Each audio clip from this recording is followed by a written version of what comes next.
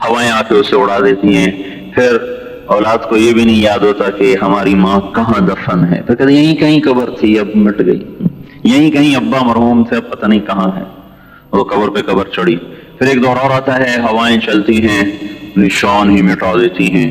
پھر ایک اور دور آتا ہے زمین اوپر سے نیچے چلی جاتی، نیچے سے اوپر آتی ہے، اور وہ جو کسی قبر کی گوشے میں اس کی ہڈیوں کا ایک برادہ پڑا ہوا تھا، برادہ اس کو ہوا اڑا کے اس طرح کائنات میں بکھیر دیتی ہے جیسے یہ کبھی اس کائنات میں بکھرا ہوا تھا. هل اتى على الانسان حين من الدهر لم يكن شيئا مذكورا. وہ دن تجھے یاد ہیں جب تو کچھ نہ تھا. ہوا کے ذرات میں، سورج کی کرنوں میں اور چاند کی چاندنی میں تو پھیلا ہوا اور بکھرا ہوا تھا.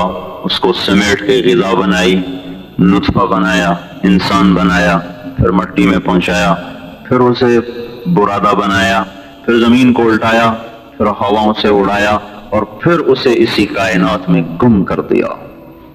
کیا اس زندگی کے لیے ہم اللہ کو ناراض کریں؟ یہ جوانی کتنے سال گزرے گی؟ کتنے سال یہ گانے سنیں گے؟ کتنے سال یہ اللہ کی نافرمانی کریں گے؟ وقت کتنا ہے؟ تو ادھر آئے اور اٹھ کے چلے گئے. آج بارات جا رہی ہے اور کل اسی کا جنازہ جا رہا ہے. آج ایک لڑکی ڈولی میں بیٹھ کے گھر میں اتر رہی اور کل اسی گھر سے وہ چارپائی پہ اٹھ کے میت بن کے قبرستان کو جا رہی. آج اس کے سر پہ صحرا سجا ہوا ہے کہ دولہا جا رہے ہیں، کل اسی کے سر پہ کافور لگایا گیا ہے کہ میت جا رہی ہے. اس ناپائیدار دنیا کے لیے ہم اللہ کو ناراض کر رہے ہیں کہ کوئی پتہ نہیں کہاں موت کی کھائی چھپی پڑی اور اس میں گیا اور بس لوٹ کے کبھی نہ آیا. اس ناپائیدار زندگی کے لیے اپنے آپ کو بیچ دینا بہت بڑی ہلاکت. مر گیا اور پھر ایک دن ساری کائنات کی موت آ جائے گی. سبھی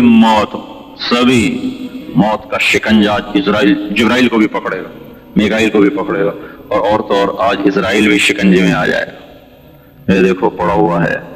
اور پھر ان کو بھی اللہ ہوا میں اڑا کر اکیلا اپنی ذات کے ساتھ قائم، حی قیوم لم یزل لا یزال، ہمیشہ، ابدی، سرمدی، دائمی، ازلی، اپنی ذات کے ساتھ ساری کائنات کو مار مور کے کہے گا این الملوک، آؤ بھائی کہاں ہے بادشاہ. من کان لی شریکا فلیات، کوئی شریک ہے تو آ جائے. تو یہ اس دنیا کی حقیقت ہے. دو ہاتھی نہ یہ مرے نہ وہ مرے، لیکن ان لڑائی میں ہلاکو خان زخمی ہوا. وہ لڑائی سے تو نہیں زخمی ہوا، وہ گھوڑے سے گر گیا تو اس کا پاؤں رکاب میں اٹک گیا اور اللہ نے گھوڑے کو بھگایا اور اس کا سر ٹکرایا پتھروں سے، کبھی ادھر کبھی ادھر کبھی ادھر. اسی میں وہ بدماش، یہ ہلاکو زیادہ ظالم اس لیے تھا مسلمانوں پر کہ اس کی بیوی توقوزہ عیسائی تھی اور اس کا جو سپہ سالار تھا قطبوغا وہ بھی عیسائی تھا. تو اس لیے عیسائیوں نے پوری کوشش کی کہ ہلاکو خان اور یہ چنگیز اور یہ تاتاری نسل مسلمان ہو جائیں، فاتح ہیں. اور وہ مفتوح اور مظلوم قوم کا دین لے کے آپس میں ٹکرا گئے. وہ ان لڑائی میں زخمی ہو کر 42 سال کی عمر میں مر کے جہنم حاصل ہوا. اور اللہ تعالیٰ نے وہ چند دعوت دینے والوں کے بول کو اتنا پھل لگایا کہ پوری تاتاری نسل جو بڑے بیٹے کی تھی وہ اسلام میں داخل ہو گئی اور وہ خود آ کے رکاوٹ بن گئے، ورنہ ہلاکو کو روکنے کے لیے مصر کے پاس کچھ نہیں تھا. ہلاکو خان کا اپنا تیمور تغلق اس کی نسل میں، وہ جلال الدین رحمت اللہ علیہ تھے، رشید الدین چپ والد، انہوں نے اس کو دعوت دی. وہ کہنے لگا ابھی تو میں ولی عہد ہوں، جب بادشاہ بنوں تو آ جانا. یہ چوتائی کا تھا، چوتائی نسل میں تھا. تو جب وہ مرنے لگے تو ابھی وہ بادشاہ نہیں بنا تھا، تو انہوں نے کہا بیٹا میں تو دنیا سے جا رہا ہوں، تو میرا جب تیمور تغلق بنے نا بادشاہ تو اس کو میرا پیغام پہنچانا. تو یہ جب تیمور تغلق بادشاہ بنا تو یہ وہاں سے چلے. اس کا کیپٹل تھا یہ منگولیا کے قریب کہیں یہاں. وہاں اس نے پہنچنے کی کوشش کی، کوئی راستہ نہیں ملا. تو ایک رات اس نے اس کے محل کے قریب فجر سے پہلے اذان دی، زور سے اذان جو دی تو وہ بادشاہ کی آنکھ کھلی. انہوں نے کہا یہ کیا نغمہ ہے، کون اتنے زور زور سے شور مچا رہا ہے، پکڑ کے لاؤ. پکڑ کے لائے تو وہ درویش، کون ہو؟ کہا جی میں رشید الدین جلال الدین کا بیٹا. کیسے آئے ہو؟ کہا آپ کے ابا نے، آپ نے کہا تھا میرے باپ سے جب میں ولی عہد ہو جاؤں تو مجھ سے آ کے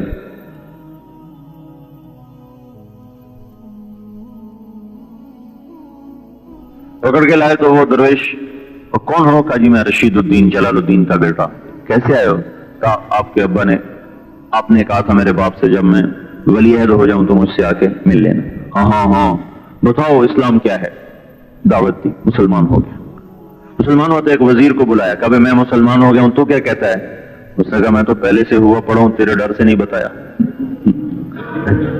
4 وزیر تھے اس کے، ایک مسلمان ہوا پڑا، 3 اور تھے، ان کو بلایا، ان کو دعوت دی، تینوں مسلمان ہو گئے، 4 مسلمان ہو گئے۔ پھر اپنے سالار کو بلایا، کہا میں مسلمان ہو گیا ہوں تم کیا کہتے ہو؟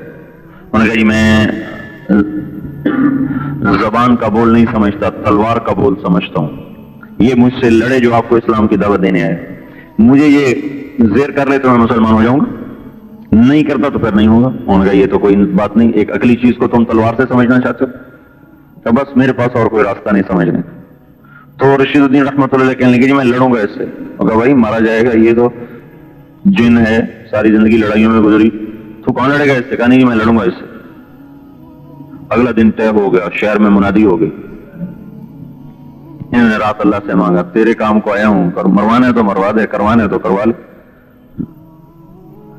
اگلے دن شہر کٹھا، بادشاہ وہ لوہے کی 2 زریں پہن کے آیا اور دونوں ہاتھ میں تلوار، ان کے ہاتھ میں کچھ بھی نہیں، خالی ہاتھ، اور دونوں ہاتھوں میں تلوار۔ جب مقابلے میں آیا تو دیکھا خالی، تو اپنی ایک تلوار، کہنے لگا یہ لو میری تلوار۔ تو انہوں نے الٹے ہاتھ سے تلوار لی اور سیدھے ہاتھ سے اس کے سینے پہ یوں مکہ مارا، اللہ، اور اس کو مکہ لگا ہلکا سا، 3 کلا بازیاں کھا کے وہ گرا زمین پر اور بے ہوش ہو گیا، کھا کے وہ گرا زمین پر اور بے ہوش ہو گیا۔ جب ہوش آیا تو کہنے لگا بس مجھے ایک ہی موقع سے اسلام سمجھ میں آ گیا ہے، کافی ہے، زیادہ کی ضرورت کوئی نہیں۔ تو اس بادشاہ کے ہاتھ پر 10 لاکھ تاتاری مسلمان ہوئے۔ منگولیا میں اس کی قبر اب بھی موجود ہے، اس کی قبر کے اوپر اب بھی یہ سارا لکھا ہوا ہے کہ بادشاہ شاہ تاتار جس کے ہاتھ پر 10 لاکھ تاتاری مسلمان ہوئے۔ تو وہ چند لوگ کتنا بڑا احسان کر گئے مسلمان امت پر، جو تبلیغ کرتے تھے۔ اگر وہ تاتاری مسلمان نہ ہوتے تو دنیا کی کوئی طاقت ان کو زیر نہیں کر سکتی تھی۔ جو 3 دن بغیر کھائے پیے گھوڑے کی پشت پہ دوڑتے چلے جائیں، زیادہ پیاس لگتی تھی تو ایسے گھوڑے کی پشت میں خنجر مارتے تھے، اس میں سے خون نکلا وہ پی لیا، یہ ان کا پانی تھا۔ ایسی قوم سے کون ٹکر لے سکتا تھا؟ اللہ نے انہی کو مسلمان کر دیا۔ اور اب تاتارستان میں ایک بھی کافر نہیں، سارے تاتاری آج بھی مسلمان ہیں، روس میں جو ریاست ہے تاتارستان۔ تو وہ ہم ترائی کو سمجھیں، خود کو بڑا عظیم و شان کام دیا ہے۔ آپ اپنے گزار کے تو ہر کوئی چلا ہی جائے گا، کیوں نہ اس طرح گزرے کہ بعد میں آنے والی نسلوں کے لیے پر بھی ہم احسان کر کے جائیں، اور ہمارے لیے نامہ اعمال کھلا رہے، مرنے کے بعد بھی ہمارے لیے ثواب کے سلسلے چلتے رہیں۔ اس میں اپنے ایمان کی بھی حفاظت ہے، باہر کی فضا تو دیکھیں۔ تو اس لیے بھائی گزارش یہ ہے کہ آپ خود اپنی طور پر مسجد میں نماز پڑھنے ٹھیک، لیکن ختم نبوت سے مناسبت ہے تو یہ سوچیں کہ اور کتنے ہیں جن کو مسجد میں لانا ہے۔ اپنی گلی میں سوچیں کتنے لوگ ہیں جو مسجد میں آتے ہیں، کتنے نہیں آتے، جو نہیں آتے ان کو سلام کرنا۔ اپنی گلی میں آپ دیکھیں، اپنے گھر میں دیکھیں، میرے گھر میں کتنے نماز پڑھتے ہیں، کتنے نہیں پڑھتے، میں ان کو کیسے نماز پھیلاؤں۔ میری گلی میں کتنے ہیں جو نماز نہیں پڑھتے۔ یہ پہلے اور بعد نہیں کہ پہلے گھر والے پھر بعد میں، سب ایک ہی وقت میں، اپنے گھر والوں پر بھی ہو، ساتھ والوں پر بھی ہو، برابر والوں پر بھی ہو، یہی سنت ہے۔ جیسے ہمارا ہے نا ایک غلط بات کہ پہلے اپنے گھر والوں کو سمجھاؤ پھر اوروں کو سمجھاؤ، اور والوں کو بھی سمجھاؤ، پہلے لفظ نہیں، گھر والوں کو بھی اوروں کو بھی۔ جیسے کہ اگر یہ بات ہوتی تو پھر جب تک بنو ہاشم مسلمان نہ ہوتے تو آپ کسی کو تبلیغ نہ کرتے، اور بنو ہاشم میں صرف 2 آدمی مسلمان ہوئے مکی زندگی میں، ایک حضرت علی، ایک حضرت عباس، اور ایک حضرت عقیل، یا حضرت جعفر رضی اللہ، 4 جو معروف آدمی۔ بنو ہاشم آپ کا خاندان، قبیلہ نہیں خاندان، آپ کے خاندان کے مسلمان چچا میں حمزہ اور عباس 2 آدمی، 2 چچا، باقی کوئی مسلمان نہیں ہوا، اور آگے ان کی اولادوں میں علی، عقیل اور جعفر رضی اللہ تعالیٰ عنہ، باقی کوئی مسلمان نہیں ہوا۔ تو اگر یہ ہوتا نا پہلے گھر والوں کو تبلیغ کرو، پھر پڑوسیوں کو کرو، پھر محلے کو کرو، پھر شہر کو کرو، پھر ملک کو کرو، پھر جہان کو کرو، تو پھر آپ ساری زندگی مکے میں ہی رہتے، مدینے نہ جاتے۔ مدینے میں کل 250 آدمی مکے میں مسلمان ہوئے اور مکہ چھوڑ کے مدینے چلے گئے۔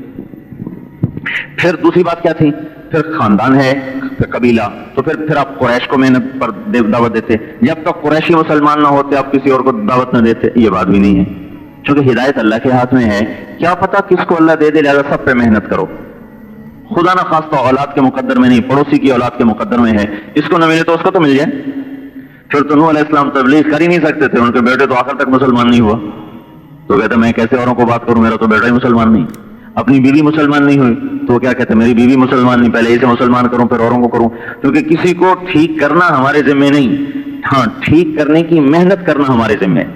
جیسے ڈاکٹر کسی کو ٹھیک نہیں کر سکتا، ٹھیک کرنے کی محنت اس کے ذمہ ہے، شفا نہیں دے سکتا، شفا تک پہنچانے کی محنت اس کے ذمہ ہے، دوائی دے، نسخہ دے، پھر بدلے، پرہیز بتائے، علاج بتائے، آپریشن کرے، لیکن شفا وہ اوپر سے آئے گی۔ تو ہمارے ذمہ ہے کہ ہم اپنے محلے پر، گھر پر، اولاد پر، پڑوسیوں پر محنت کریں۔ پتہ نہیں کس کو اللہ پہلے ہدایت دے دے۔ وہ بلال کی سنو، حضرت بلال کا کرتے تھے، یا اللہ تیرا شکر ہے تو نے ہدایت اپنے ہاتھ میں رکھی، اگر ہوتی تیرے نبی کے ہاتھ میں پہلے بنو ہاشم کو دیتا پھر قریش کو دیتا، پتہ نہیں بلال کا نمبر آتا کہ نہ آتا۔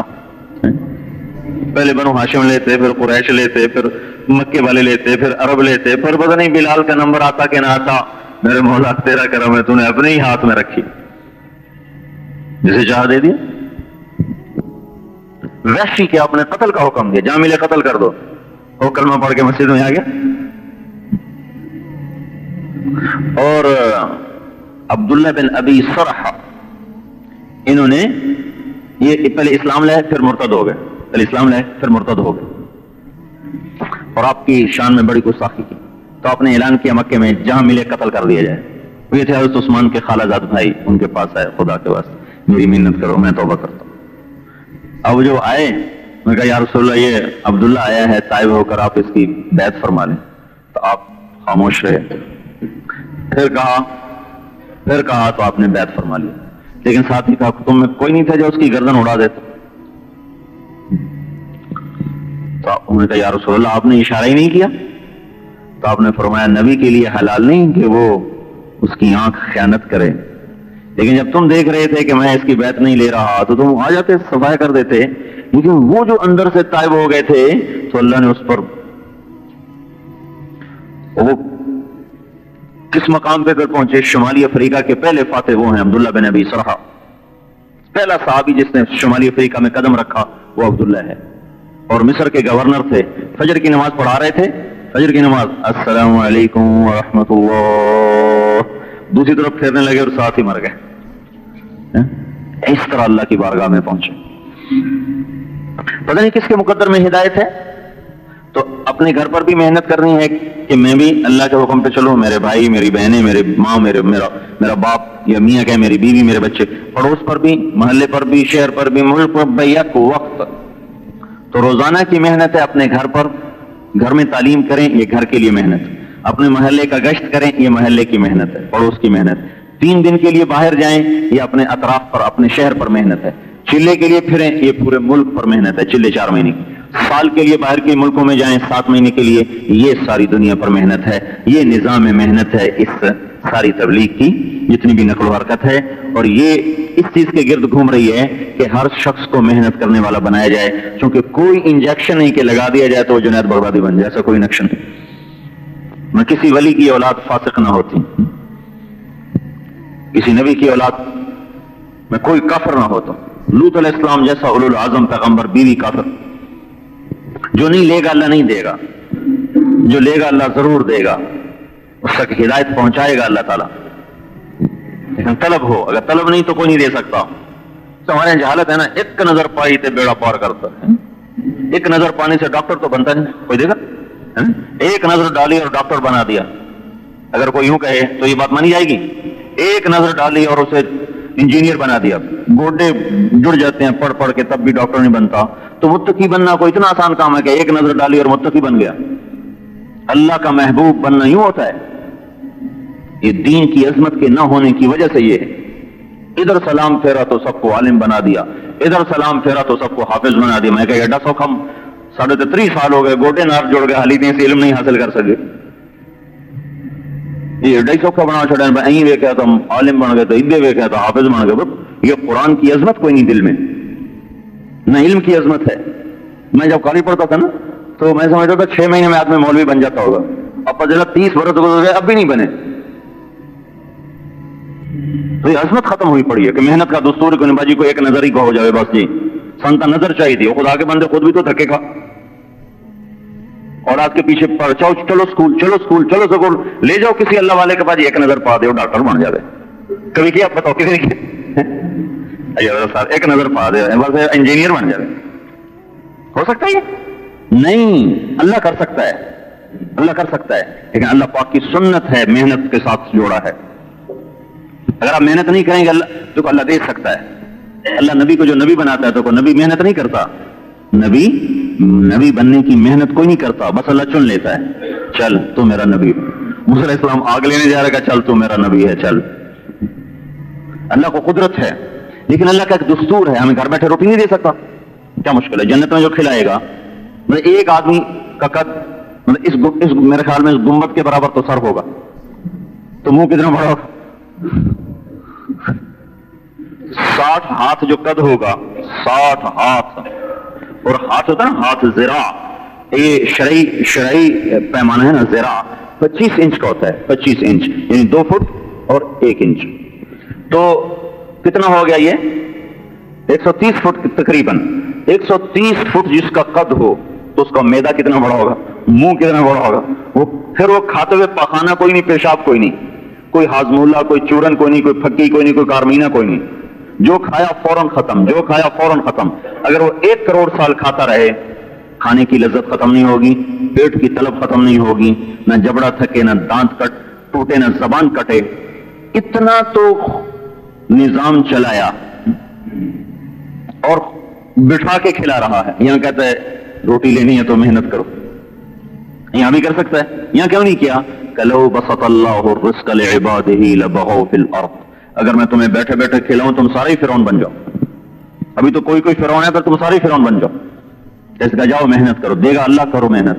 اگر ہم بیج ڈال دیں تو کوئی ہے دنیا کی طاقت جو اس میں سے کومپل نکال دے، درخت بن کے اس میں سے پھل نکال دے؟ کتنی بڑی طاقت ہے کہ لکڑی سے مزیدار گودے والا آم نکال دیتا ہے.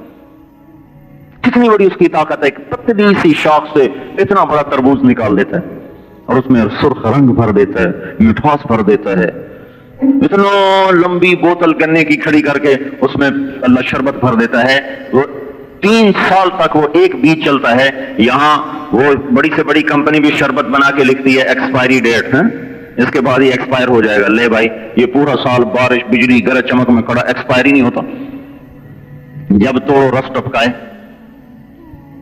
آپ حلوہ بنائیں گے تو 2 گھنٹے بعد ٹھنڈا اور خراب، اور 4 گھنٹے گزرے گے تو کیڑے پڑ جائیں گے. اللہ نے کیلے میں حلوہ پکا کے رکھ دیا ہے، چل بھائی جب مرضی کھا، بے دانت کے بھی کھائے، دانت والا بھی کھائے. کیسا حلوہ رکھا ہوا ہے اس میں؟ تو کوئی کیلے میں سے ایسا گودا نکال سکتا ہے؟ انسان عاجز ہے. تو جو اللہ اتنی طاقت سے یہ نظام چلا رہا ہے تو ہمیں بھی بٹھا کے دے سکتا ہے کہ نہیں جاؤ کوشش کرو، اس میں بھی تمہارا امتحان ہے تاکہ حرام سے بچو حلال ہو. ایسے اللہ سب کو ہدایت دے سکتا ہے، پر دین کو ایسا سستا تو نہ سمجھے بس نظر سے ہی کام بن گیا. طلب کے بغیر حضور صلی اللہ علیہ وسلم سے بڑی طلب کس کی ہوگی، نظر کس کی ہوگی؟ حضور صلی اللہ علیہ وسلم سے بڑی نظر کس کی ہوگی؟ ابو طالب پہ کتنی آپ کی نظر پڑی؟ ابو طالب پہ کتنی نظر پڑی آپ کی؟ اور آخر وقت کا اچھا ایک دفعہ کہے یا عم انت فقلها احاج لك بها عند الله يوم القيامة. بس ایک دفعہ سنا دے، باقی میں جانوں میرا اللہ جانے. ایک دفعہ. اور جواب کیا آیا؟ فاصدع بأمرك لم تصبك صبابة ولقد صدقت وكنت قبل أمينا ولقد علمت بأن دين محمد من خير أديان البرية دينا لولا الملامة أو حذار مسبة لوجدتني سمحا بذاك مبينا. کیا کہا؟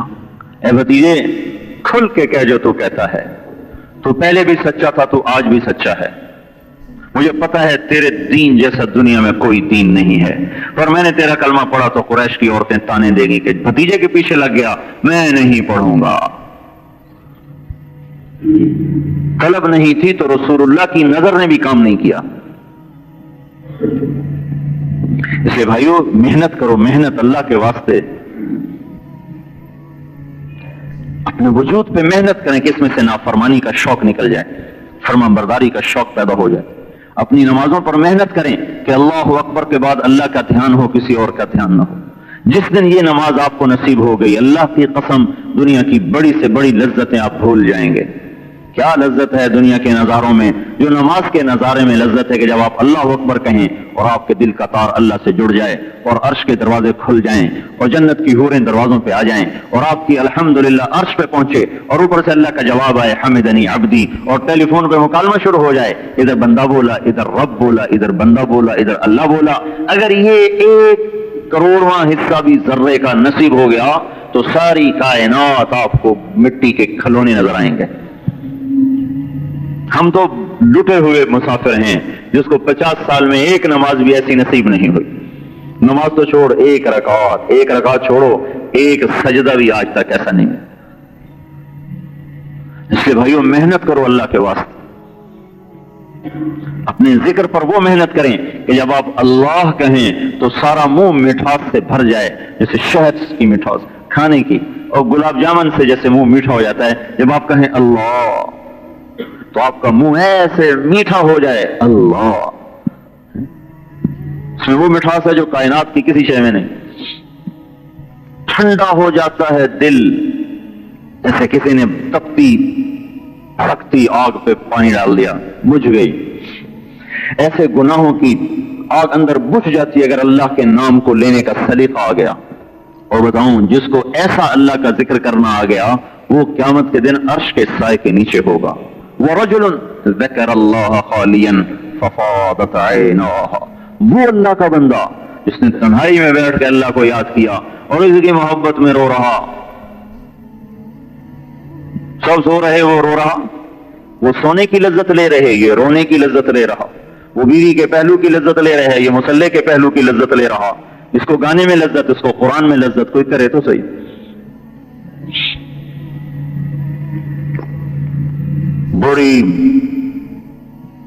بڑی ہی لٹی ہوئی قوم ہیں ہم, سب کچھ ہی لٹا بیٹھے. تو اس لیے بھائیو یہ تبلیغ کا کام احسان ہے اپنے اوپر, اور یہ جو باہر پھر رہی ہے ہماری نسل اس پر. تو یہ 4 مہینے یہ گھر سے, مسجد سے شروع ہو رہا ہے. مسجد میں بھی کام کریں تاکہ اپنے محلے کی فضا بدلے. کتنے ہمارے نوجوان ہیں جو مسجد سے ٹوٹے پڑے ہیں. صرف جمعے کے دن یہ مسجد بھری ہوتی ہے. میں جب بھی مجھے کبھی جمعہ پڑھانے کا موقع ملتا ہے تو میں یہ بات ضرور کرتا ہوں, بھئی آپ لوگ کہاں سے آئے ہیں؟ آسمان سے گرے ہیں, زمین سے نکلے ہیں؟ کہ جمعے میں تو وہاں تک بیٹھے ہوئے ہیں اور جمعے کے علاوہ نظر ہی نہیں آتی. تو کیا ہے, صرف جمعہ فرض ہے, صرف اللہ نے جمعہ فرض ہے باقی چھٹی دے دی ہے؟ یا آپ 8 دن میں 1 دفعہ اللہ کا رزق کھاتے ہیں, باقی 8 دن اللہ کا رزق نہیں کھاتے, تو زیادہ ایک ہی نماز ہے. اللہ کا رزق تو 24 گھنٹے کا ہے. ہوا, کرنیں, شعائیں, پھول, مہک, جانور, دودھ, کیا کچھ لے رہے. تو اپنی مسجد کی محنت یہ ہے کہ ہماری گلستان کالونی میں کوئی بے نمازی نہ رہے. اس کے لیے روزانہ اپنی مسجد میں ٹائم دے, ہر نمازی ٹائم دے, اور ہر نوجوان بوڑھا دے, اور 3 دن کے لیے باہر نکلیں تاکہ اپنے شہر کے گرد, شہر کی فضا میں دین آئے. پھر ہوائیں آ کے اسے اڑا دیتی ہیں. پھر اولاد کو یہ بھی نہیں یاد ہوتا کہ ہماری ماں کہاں دفن ہے, تو کہتے یہیں کہیں قبر تھی اب مٹ گئی, یہیں کہیں ابا مرحوم سے اب پتہ نہیں کہاں ہے, وہ قبر پہ قبر چڑھی. پھر ایک دور اور آتا ہے, ہوائیں چلتی ہیں, نشان ہی مٹا دیتی ہیں. پھر ایک اور دور آتا ہے, زمین اوپر سے نیچے چلی جاتی, نیچے سے اوپر آتی ہے, اور وہ جو کسی قبر کی گوشے میں اس کی ہڈیوں کا ایک برادہ پڑا ہوا تھا, برادہ, اس کو ہوا اڑا کے اس طرح کائنات میں بکھیر دیتی ہے جیسے یہ کبھی اس کائنات میں بکھرا ہوا تھا. هل اتى على الانسان حين من الدهر لم يكن شيئا مذكورا, وہ دن تجھے یاد ہیں جب تو کچھ نہ تھا. ہوا کے ذرات میں, سورج کی کرنوں میں, اور چاند کی چاندنی میں تو پھیلا ہوا اور بکھرا ہوا تھا. اس کو سمیٹ کے غذا بنائی, نطفہ بنایا, انسان بنایا, پھر مٹی میں پہنچایا, پھر اسے برادہ بنایا، پھر زمین کو الٹایا، پھر ہواؤں سے اڑایا، اور پھر اسے اسی کائنات میں گم کر دیا۔ کیا اس زندگی کے لیے ہم اللہ کو ناراض کریں؟ یہ جوانی کتنے سال گزرے گی؟ کتنے سال یہ گانے سنیں گے؟ کتنے سال یہ اللہ کی نافرمانی کریں گے؟ وقت کتنا ہے؟ تو ادھر آئے اور اٹھ کے چلے گئے۔ آج بارات جا رہی ہے اور کل اسی کا جنازہ جا رہا ہے۔ آج ایک لڑکی ڈولی میں بیٹھ کے گھر میں اتر رہی اور کل اسی گھر سے وہ چارپائی پہ اٹھ کے میت بن کے قبرستان کو جا رہی۔ آج اس کے سر پہ صحرا سجا ہوا ہے کہ دولہا جا رہے ہیں، کل اسی کے سر پہ کافور لگایا گیا ہے کہ میت جا رہی ہے۔ اس ناپائیدار دنیا کے لیے ہم اللہ کو ناراض کر رہے ہیں کہ کوئی پتہ نہیں کہاں موت کی کھائی چھپی پڑی اور اس میں گیا اور بس لوٹ کے کبھی نہ آیا۔ اس ناپائیدار زندگی کے لیے اپنے آپ کو بیچ دینا بہت بڑی ہلاکت۔ مر گیا اور پھر ایک دن ساری کائنات کی موت آ جائے گی، سبھی موت کا شکنجہ جبرائیل کو بھی پکڑے گا، میکائیل کو بھی پکڑے گا، اور تو اور آج اسرائیل بھی شکنجے میں آ جائے گا، یہ دیکھو پڑا ہوا ہے۔ اور پھر ان کو بھی اللہ ہوا میں اڑا کر اکیلا اپنی ذات کے ساتھ قائم، حی قیوم لم یزل لا یزال، ہمیشہ، ابدی، سرمدی، دائمی، ازلی، اپنی ذات کے ساتھ ساری کائنات کو مار مور کے کہے گا این الملوک، آؤ بھائی کہاں ہے بادشاہ، من کان لی شریکا فلیات، کوئی شریک ہے تو آ جائے۔ تو یہ اس دنیا کی حقیقت ہے۔ تو کیا یہ کہانی یہاں ختم ہو جاتی ہے کہ آئے اور مر گئے اور چلے گئے؟ تو عقل تو کہتی ہے کہ یہیں ختم ہو جاتی ہے، اذا كنا عظاما نخرة، جب ہم بوسیدہ ہو گئے تو انا لمردودون فی الحافرہ، کیا اب ہم قبر سے واپس لوٹائے جائیں گے، آ جائیں گے؟ یہ عقل یہی سوچتی ہے، یہی کہتی ہے۔ اور وہی آسمان کی خبر کیا ہے؟ فإنما هي زجرة واحدة فإذا هم بالساحرة ونفخ في الصور نفخة واحدة، تجھے گا ما ينظرون إلا صيحة واحدة إن كانت إلا صيحة واحدة وحملت الأرض والجبال فدكتا دكة واحدة واحدة واحدة واحدة، اللہ نے ہتھوڑا مارا ہے، واحدة دكة واحدة صيحة واحدة زجرة واحدة، ایک پکار، ایک چیخ، ایک آواز، ایک ہتھوڑا پڑا تم سب پرزے ہو گئے، ایک آواز پڑی تم سب مر گئے۔ تو اب کیا ہوگا کہ پھر ایک آواز اور پڑے گی، فَإِذَا هُمْ بِالسَّاهِرَةِ، اور تم سب ایک میدان میں کھڑے ہوئے ہو۔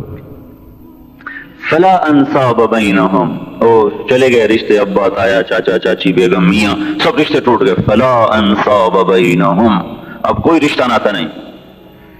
يَوْمَئِذٍ وَلَا يَتَسَاءَلُونَ، تو ایک زندگی اور شروع ہوگی جس کو انبیاء نے بتایا، یہ عقل سے تو سمجھ میں آنے والی نہیں تھی، تو اللہ نے بتایا کہ ہے، وہ زندگی ہے، مِنْهَا نُخْرِجُكُمْ تَارَةً أُخْرَى، اور وہ آ رہی ہے کہ یوم یأتی، وہ آ رہا ہے، اور جب وہ آئے گا لا تکلم نفس الا بإذنہ، کوئی بول نہیں سکے گا۔ فمنہم شقی وسعید، کچھ دوزخ میں کچھ جنت میں۔ اما الذین شقوا ففی النار، جو دوزخ میں چلے گئے، آگ کا شکار ہو گئے، لہم فیہا زفیر وشہیق، ان کی چیخیں ہوں گی، چنگھاڑنا ہوگا جو کبھی بھی بند نہیں ہوں گی، چیختے ہی رہیں گے، چیختے ہی رہیں گے۔ اما الذین سعدوا ففی الجنہ، جو کامیاب ہو گئے وہ جنت میں چلے گئے۔ ایک نظام اللہ تعالیٰ نے بتایا ہے کہ موت کے بعد ایک زندگی ہے، اور وہ جنت اور جہنم کا جو فیصلہ ہے وہ کس بنیاد پر ہوگا؟ وہ رشتے ناتوں پر نہیں، مال دولت پر نہیں، وہ میرے بھائیوں اللہ کی اطاعت پر، اس دین پر جو اللہ لے کر آیا، جو اللہ نے اپنے نبیوں کے ذریعے سے ہم تک پہنچایا، کہ یہ اسلام پہ کتنا بن کے آیا ہے، اس پہ فیصلہ ہوگا۔ تو وہ دن میرے بھائیوں جب کوئی ساتھ نہیں ہوگا تو اس وقت ہمارا عمل ہی ہمارا ساتھ دے گا، اور اس وقت نیکی کی قدر معلوم ہوگی کہ ایک حسنہ کتنی زبردست۔ تو اس وقت کا جو باطل ہے نا، اس وقت کا جو کفر ہے، وہ ہمارا ملک نہیں چھیننا چاہتا، ہمارے ملک نہیں لینا چاہتا، ہماری نسل لینا چاہتا ہے، ہمارا ایمان لینا چاہتا ہے، ہمیں ختم کرنا چاہتا ہے آخرت کے لحاظ سے کہ ان کی تو برباد ہوئی پڑی، ان کی بھی برباد کرو۔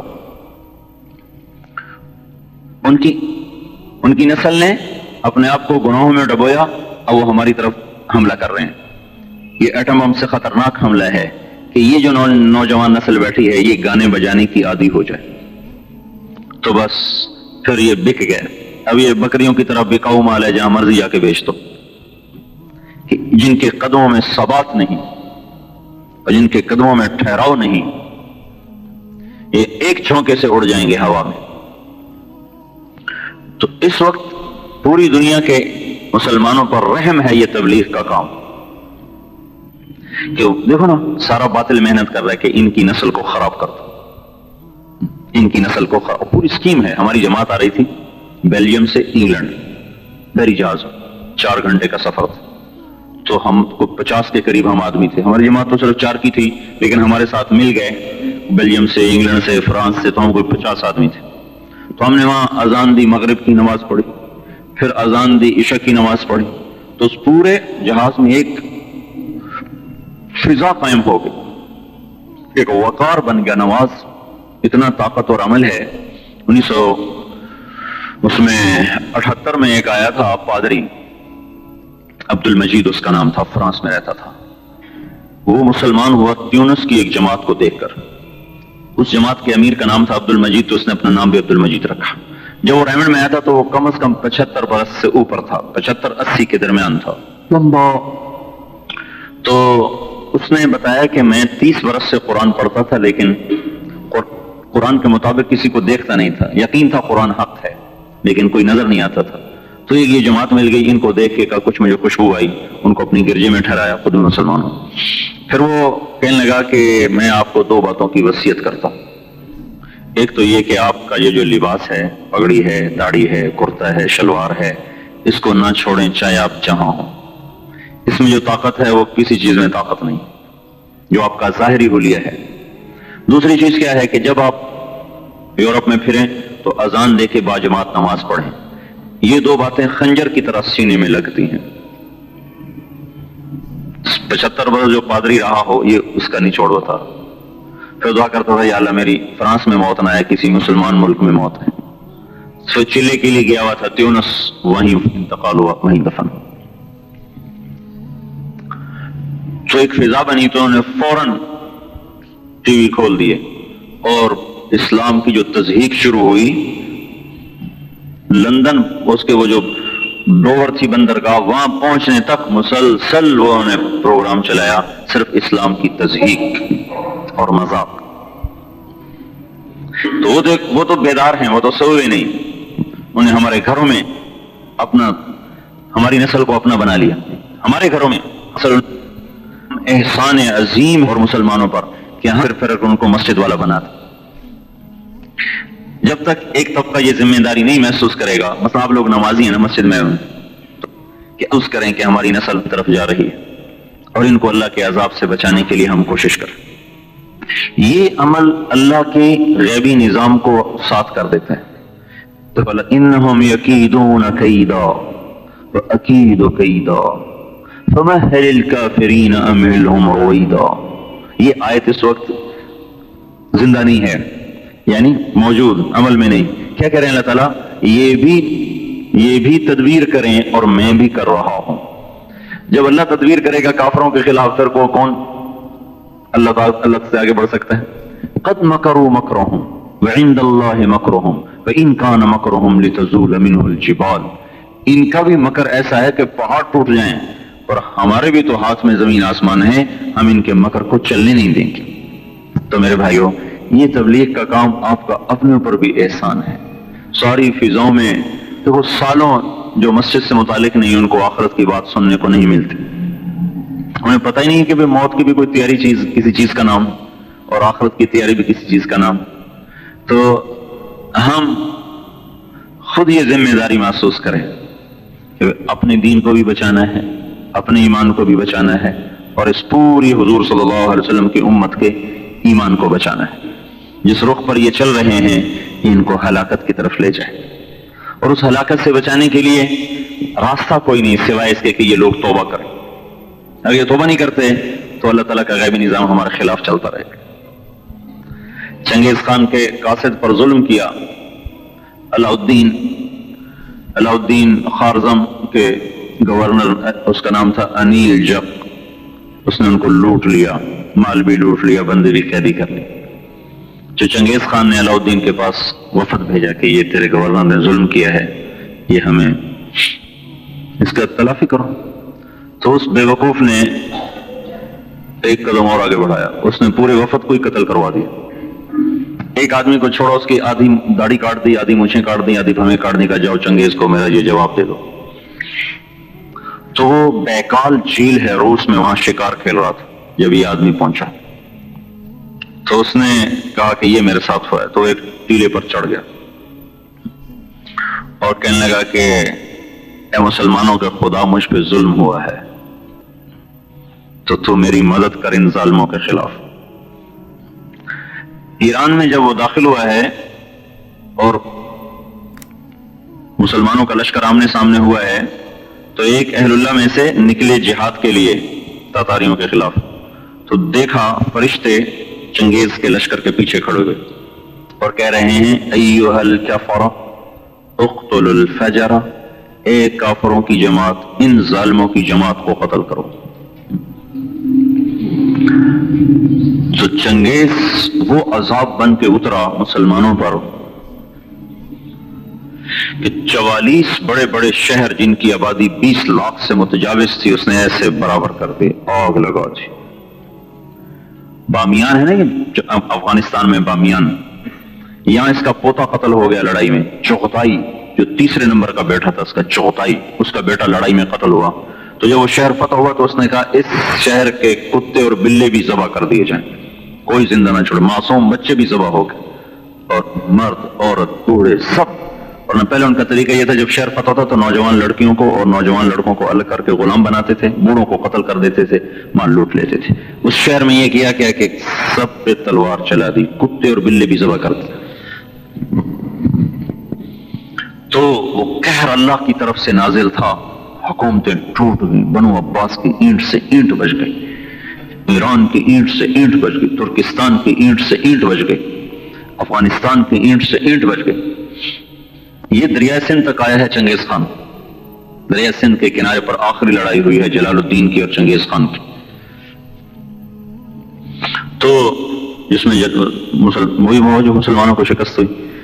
تو ایک مشہور ہو گیا کہ اگر تاتاریوں کے بارے میں کوئی کہے کہ ان کو شکست ہو گئی تو کبھی نہ ماننا، انہیں شکست ہو ہی نہیں سکتی. تو اتنی بڑی طاقت بن گئے تھے کہ ان کو سیاسی طور پہ یا مادی طور پہ توڑنا ناممکن ہو گیا تھا.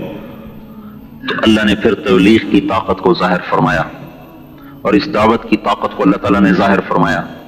چنگیز خان مر گیا، اس کا بیٹا تھا جوجی، اس کو اس نے روس کی سلطنت دی. دوسرا بیٹا تھا اغدائی، اس کو اپنا کیپٹل دیا قراقرم، گوبی، صحرائے گوبی میں. اور تیسرا لڑکا تھا اس کا چوتھائی، جس کو اس نے ترکستان کی سلطنت دی. اور چوتھا لڑکا تھا طولوئی، جس کو اس نے ایران سے لے کر یہ عراق تک کا سارا علاقہ دی، اور افغانستان، ایران، یہ سارا. تو ہلاکو خان کا زمانہ تھا. ہلاکو یہ اس کا پوتا ہے چنگیز خان کا، جس نے بغداد کو تباہ کیا اور مصر پر حملہ کرنے جا رہا تھا. اور مصر آخری ملک رہ گیا تھا مسلمانوں کے پاس، باقی سب ہاتھ سے نکل چکا تھا. اور ان کے بس اب ہم ختم، لڑنے کی طاقت ہی نہیں تھی. تو اللہ تعالیٰ کا ایک نظام چلا. کچھ لوگوں نے اور ایک اس میں کتاب میں یہ بھی تھا کہ رکن الدین بیبرس جو مصر کا بادشاہ تھا، اس نے کچھ علماء کو تاجروں کے بھیس میں بھیج دیا تاتاریوں میں کہ جاؤ ان کو دعوت دو، تبلیغ کرو، کوئی مسلمان ان میں ہو جائے اور ہمیں کوئی طاقت نہیں ان سے ٹکر لینے کی.